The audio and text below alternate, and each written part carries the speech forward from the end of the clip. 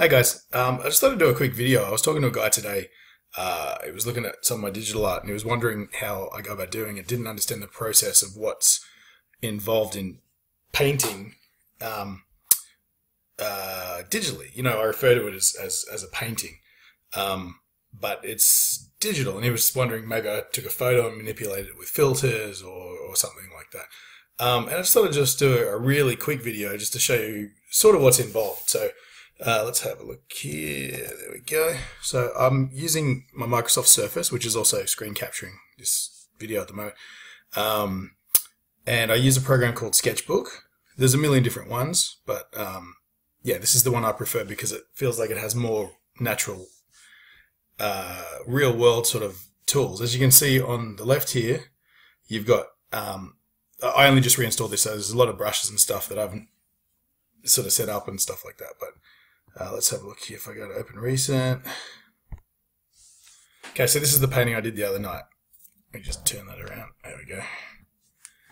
Okay, so essentially this was painted from scratch. What I did, let's see, was my layers. If I get rid of that, I started with a background layer that was just blank. Just create a new layer here. And I chose a pencil tool. And so I started drawing directly on the screen using, I got a Surface, so it comes with a Surface pen. And I just started to draw just like I would with a pencil. Or any painting, I'd start with like a basic sort of layout. Just to sort of flesh out all of the, you know, the angles and stuff like that I wanted to do. I was using a photo for reference on the painting of 11. But I'm just rough sketching something here just to give you an idea, right? Okay, so I start with a basic sketch. I actually spent a lot more time on 11 because I had reference to work from. I'm just roughing stuff in here, right? But see, then in order to actually do the painting, I used a number of tools, not the least of which would be something like the airbrush tool or something like that. But to make this a little simpler, I'm just going to change the background color to sort of like a grey, which is what I did with that particular painting, just to give me like a 50% sort of gradient to work from. Well, not gradient, but 50% sort of, I can go brighter or I can go darker, and this is basically somewhere in the middle. And this sort of tone works well because it's a darkly lit picture. But see, then I just start fleshing it in. Like I'll grab an airbrush tool. As you can see, it makes like a airbrush style thing, and I'll just work with some shadows. So I'll just start painting them in. Anywhere where I feel like there'd be a shadow. Let's say the light source is coming from over here somewhere. Like that. More shadow there. Right, and then you know, I'd basically get, you can work out palettes and things like that, so you got a whole bunch of specific colors to choose from, but I like to just sort of muck around, you know, put a little bit of color in there like this bit of light, you know, and then you know, the mid-tones are sort of already in there, but let's just say you just want some grays to do some highlighting. You'd highlight the parts you want to stick out, and see how it's already starting to form into the shape of a face. You know, you got a bit of depth there and stuff like that. You know, I might use a pencil to sort of, oops, you know, actually draw in the eyelids at this point. Now, I mean, I got this at an awkward position right now. The screen's basically straight up and down, which is sort of an awkward position to draw in. Normally I'd have it lying flat, but I can't get the webcam at a good angle like that. But yeah, so that's basically it, what you're seeing there. And if you look closely at like the sketch of 11, you know, you can still see those pencil marks and stuff like that because I really didn't take a lot of time blending them out. You know, things like down here where the blood is, all it is just basically some black with some little white highlights, and it looks like blood. You know, there's a little bit of red in there.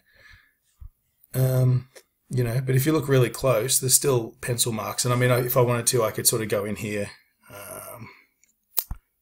On that layer, I can, you know, I can get in real close and I can sort of highlight a few things, put some extra eyelashes in there if I wanted to.